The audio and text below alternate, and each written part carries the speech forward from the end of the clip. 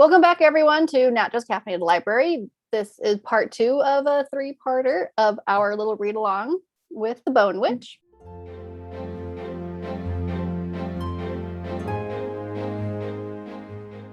I'm back with my friend Erin from the Worcester Library. Did I say it right? Ish. You did your best. Do you want to introduce yourself again for whoever did not watch the first one? Totally. So my name is Erin. I'm the Teen Services Librarian for the Worcester Public Library. I work with ages 12 to 17, and I do the Reader's Advisory. I do programming. I do pretty much everything. So yeah. Yay. So what we've been doing is we've been reading Bone Witch in little sections. So we've read up to...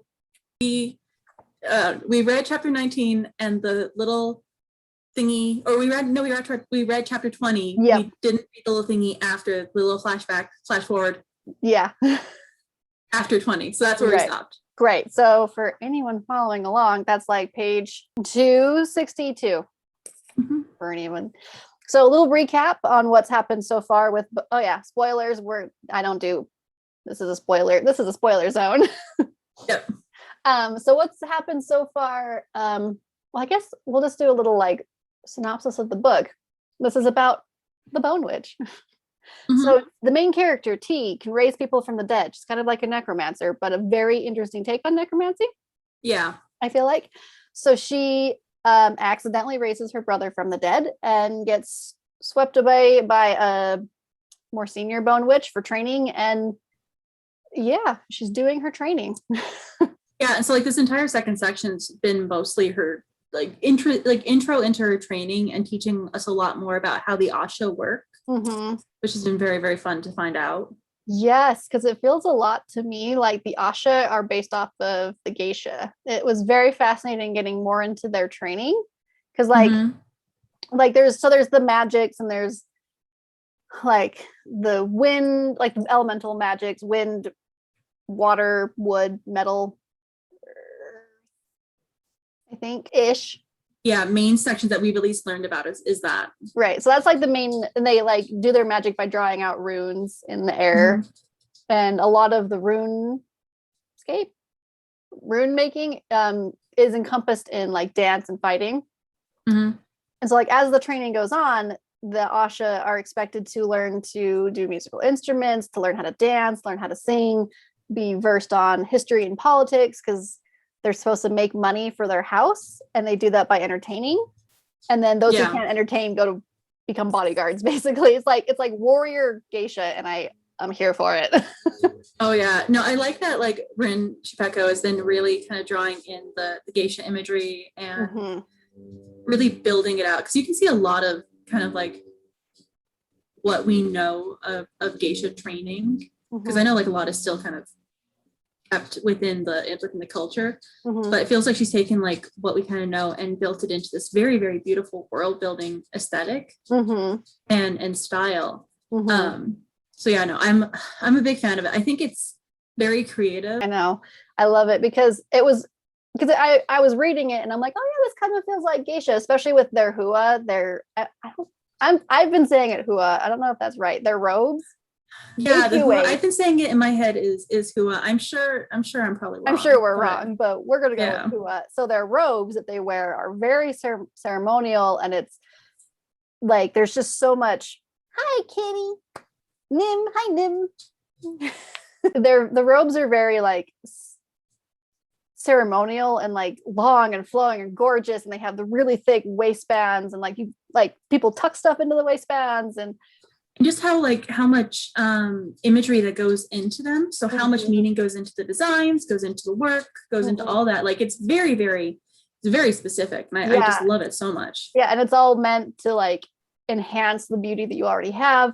And so I'm reading all this and I'm like, this definitely feels like a geisha. And then when T gets her first like debut party thing that she goes to, and her sister, which is like paint her face and do her makeup and everything. I'm like, oh, 100% this is geisha. I don't care what you say.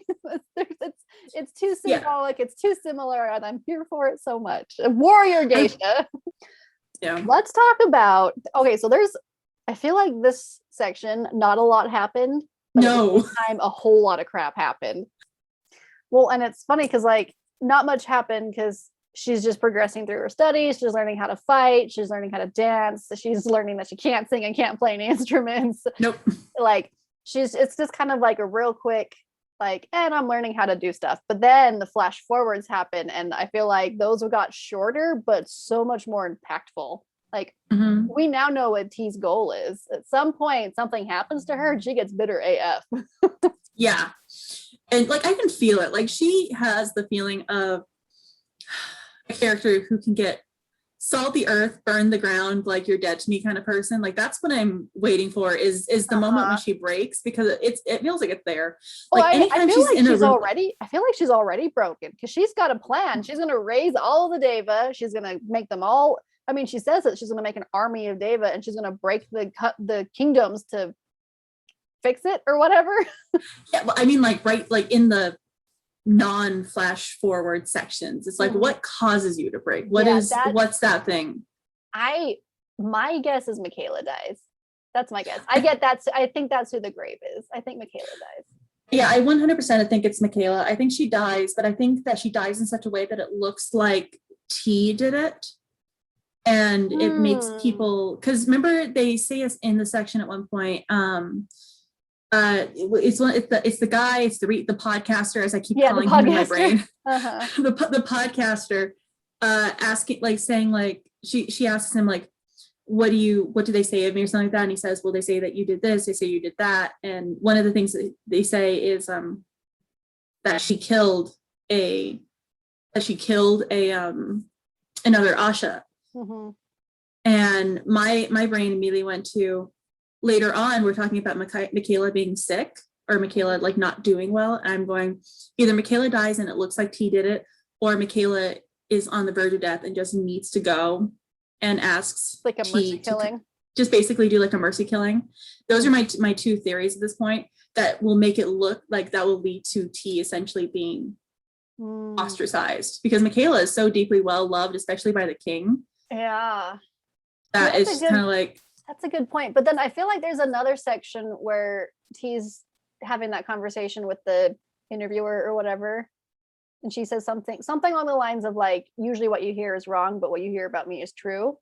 I maybe I'm wrong. I felt like she said that. I don't know. No, I think she did, but I feel like if she did say it that way, it would come down to, fine, yeah, she may have killed Michaela, but I still feel like she didn't do it to harm her, like to intentionally not harm, because obviously she killed her, she harmed her. But the intent behind the act was different than what they think. Yeah, the intent was different. I feel like, and like it feels like, to me, it feels like she would do a mercy killing if she had to for Michaela. But I think she would too.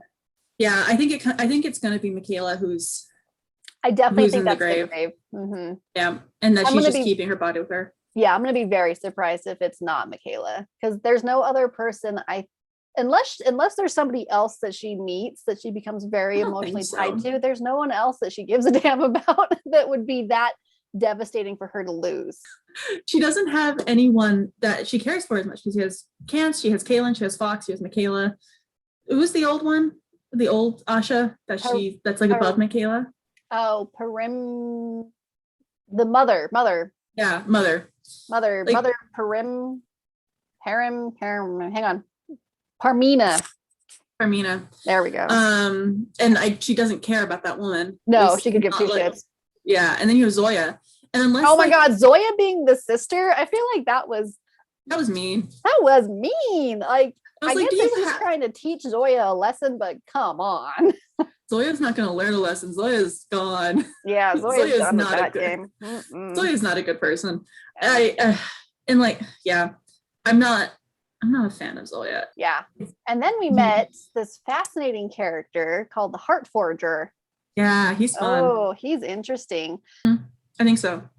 And he has his little assistant who is a defected prince heir. I actually really like him more than I like Kaylin or Cance. Like, I do too. I'm like, you're precious. I know. You weird, you weird nerdy kid with your glasses. Like, I love you. Yeah, you little dainty thing. And he's just sitting here being like, just call me by my name. You don't have to call me Junior. And I'm just like, oh, you're so sweet. Like, I thought it was interesting though when he goes to take the memory of the guy in the hood. that she Mhm. sees way back in the beginning of the book in the crowd and is like, your kind killed my mom and whatever. He had a very interesting reaction to that, and I don't know what it means yet. Yeah, I don't either. I feel like that's going to be a third act reveal. Mm-hmm. Because I get the feeling like him being able to do the memory stuff is going to be a major player later on, because that's like a very what is the word I'm looking for? It's a very intimate thing. Mm-hmm. And it also makes T very vulnerable because you're letting someone see unfiltered things about you, basically. Mm-hmm. And for T, who's as guarded as she is, that's a very very scary thing. I think that's going to be a big thing for her later on. Yeah, that was interesting. And I want to know more about the Faceless, the like bad guys of the kingdoms, like the universal accepted bad guys, this group of Faceless.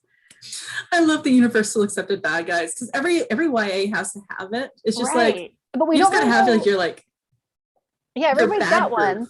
but we don't really know why they're the bad guys. Like they haven't really explained what it is that they do that makes them bad. I don't know if I'm overthinking this, or like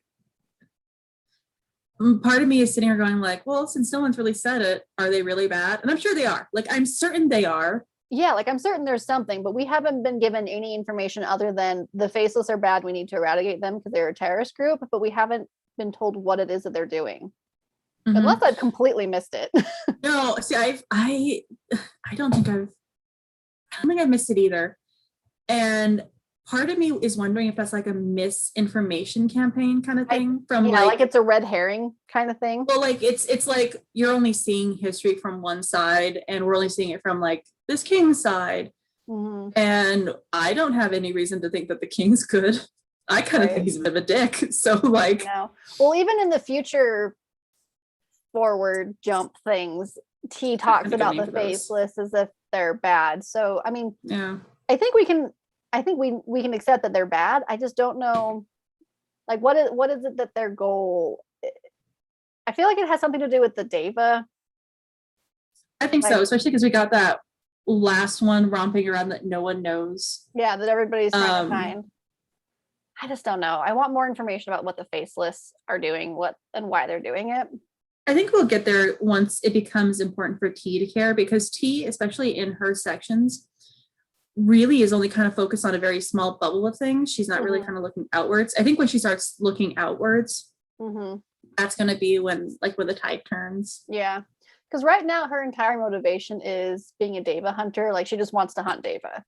And I think because in the future forwards, we can see her being very bitter about that responsibility and how it just drains the Asha's life, basically, and it just sends all of them into early graves. So I think at some point she has a twist where she feels used and abused and like the rug gets pulled out of her, which I think is what happens when Michaela dies. I think that's where that twist comes. But up until like right now, other than that, she doesn't really give two shits about what happens anywhere else. She just wants to hunt Deva. Yeah, and I feel like that's like a very young, a young teen thing to want to do. Like it's like, ooh, monster hunting. That sounds great. I want to do that instead of like doing all these like courtly things. Right. That feels like a very young teen thing. Well, it makes sense because she's like what, 15? Yeah, that's it. She's young. Yeah, she's very young. But she's not that much older when she's in the flash forwards. Her flash forwards are only like maybe a year, 2 years later. So she ages quickly. She does. Like, because in my brain, I'm seeing her like a jaded, like old 35. I know, and I have to remind myself that like, no, she's still really young still. She loses her world, I think, and it's gonna turn her into a dark mad bitch. Yeah. But I'm really interested because I know that this is a trilogy, because I literally just shelved the third book today, like physically, without realizing I was shelving, and I just looked at my hand and went, oh, 3. I went and bought book 2, and it's called The Heart Forger, which is all sorts of exciting because he clearly is going to be way more important later. Oh yeah, but I wonder if it's going to be him or if it's going to be Junior. Oh, I'm sure it's going to be Junior. I'm sure. I hope so, because I like it. Like I said, I like him more than his brothers. Yeah. But yeah, like that's my wonder is about the format of the book, because we have these flash forwards. It's like, is the end of this book going to end catching up to timeline, or are we going to be doing this like back and forth for the entire trilogy? I don't know. I was like, that's going to be interesting. That would be hard.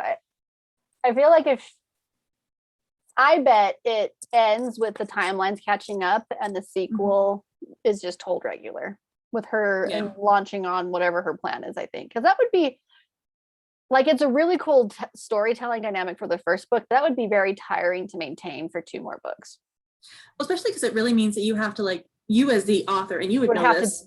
Oh my God. You would have to have planned every single thing out. And like having like looked at your writing and how it changes even from like day to day. Oh my God. It's like I can't imagine having to plan out, having to know what every single flash forward is going to be through all 3 books. Yeah, so that would be impossible. I mean, if that is how it's done, then good for her. She deserves an award.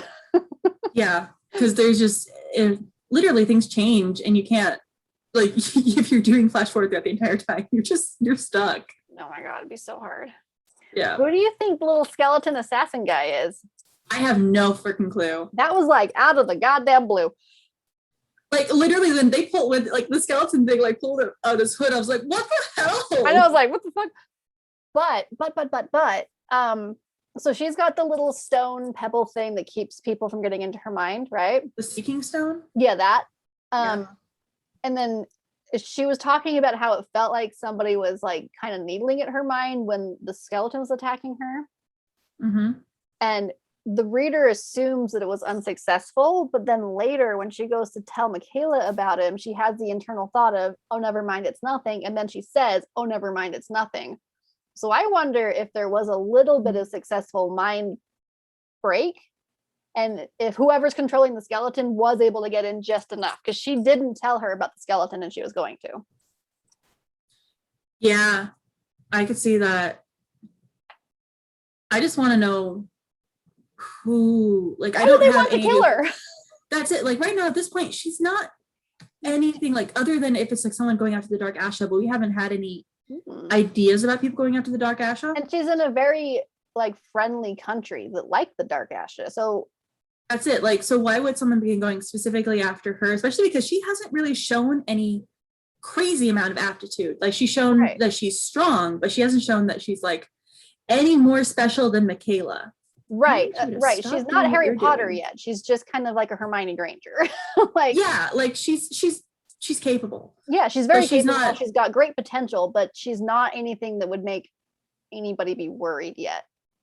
Yeah. You know? So that's my thing. It's like, who knows something that even we or T don't know? Right. What else happened in the section? Fox gets enlisted. That was it, Fox. I love Fox. Fox makes me so happy, and I'm just like, I think Fox has a girlfriend, by the way.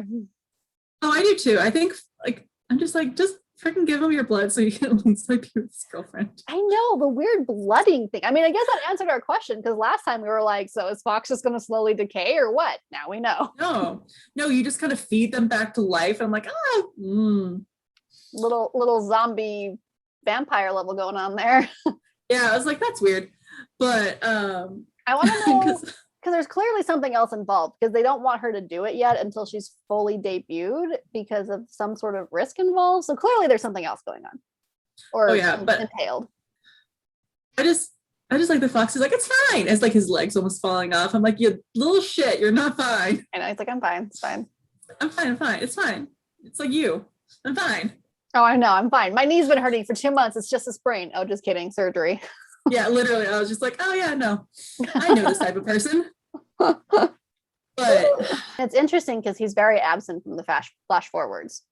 He really is, and that like really stresses me out. I know. Like every single time. Does she lose Fox and Michaela? Because that would crush her. Maybe that's why. Maybe that's what it is. Maybe she doesn't kill Michaela. Maybe Michaela and Fox sacrifice themselves to save her. And she's taken on the responsibility and all the guilt of those deaths. But also in turn blaming someone else on it. Like the situation of the Deva or whatever. That's it. I think that it's going to become not even just like I'm mad at the government for doing a stupid thing. It's I'm mad at the culture that we have set up for the Asha, where this is a culture that has been set up to take and take and take with nothing in return. And I can see her getting really, really upset at that because it's an incredibly unfair system. Right. Like they hate the Dark Asha. They tolerate the Asha because they're pretty toys, basically. But they demand that they do this really horrible task of raising and killing these monsters. But they also scorn them for their very existence. But they need their existence for protection. This is really like one-sided circle. And it's like, it's very much like you're lucky that we're such small numbers kind of situation. Yeah, for sure. And I wonder if that's on the status quo so much. Yeah, like you're lucky that like there aren't more of us. And I feel like that could also be a thing for T, where it's like, fine, if you're going to use us, then I mean, what are you going to do when we no longer pay attention to what you say? Yeah, that, or like instead of you, well, there's so few of us, I'm just going to go make an army. Yeah, I'm going to make an army of Deva. Which I just kind of like. I just want to know what the trigger is for that. That's the big thing. I feel like it's tied with the skeleton. It's got to be tied with the skeleton boy. I think the author is trying to lead us into thinking the skeleton is tied with the faceless, but I don't think it is. I think that's too easy. I don't think so. Yeah, I think that's too easy of an assumption. I'm not falling for it. Yeah, it feels like so far we've been introduced to a storyteller who knows what she's doing. And knows how to make an unreliable narrator for sure. Oh my God, I can't trust anything. I definitely have decided, though, I think that the story of T, when she's like present time, I think that is definitely told past tense, because every now and then T will say stuff like, I didn't learn until later that this was important. So it's definitely told retrospectively.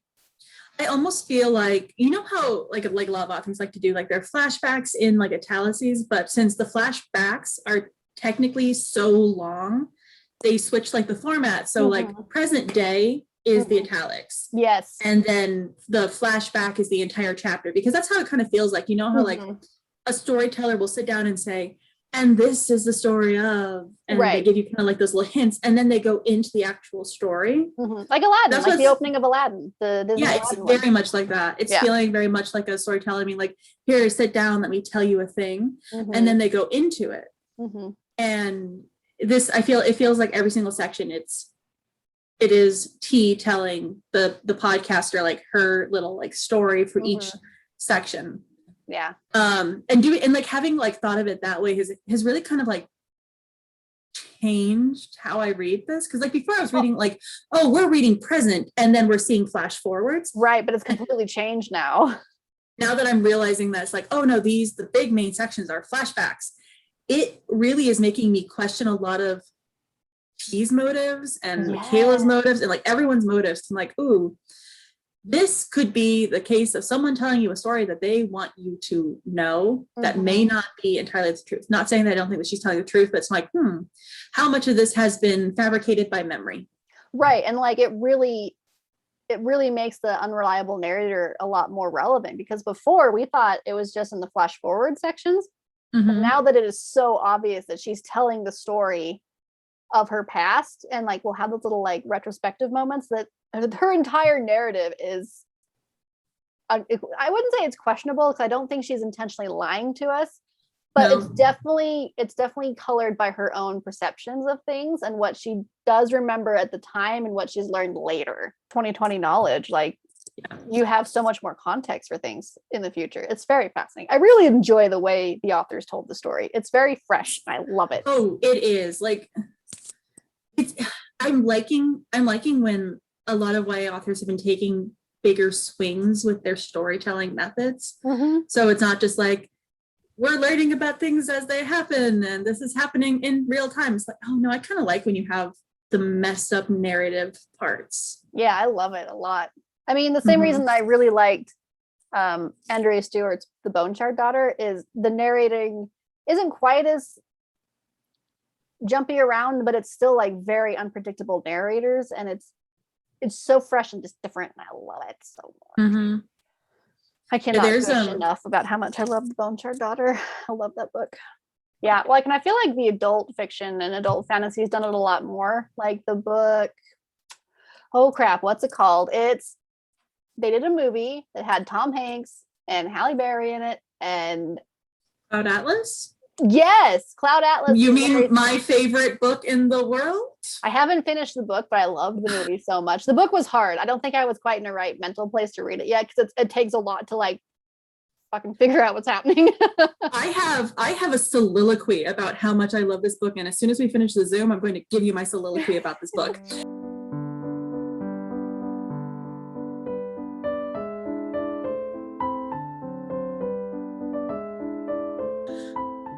You care about the romance yet? No, it's all Hey. happening off screen. I don't give two shits about it. See, that's it. And like she keeps making it like such a big point, and I'm sort of being like, is it Kaylin that we're supposed to be caring about? Is it Right, like when do we Chance? care?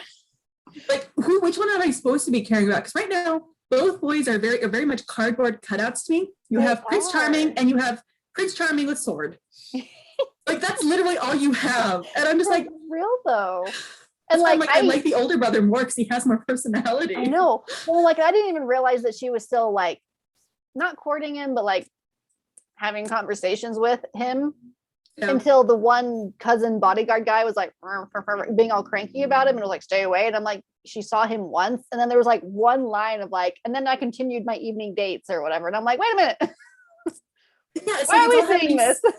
Like I'm like, if you want us to care about the romance, I feel like you should be showing it a little bit more because little apparently, bit. like, because we do know that boy, like a boy.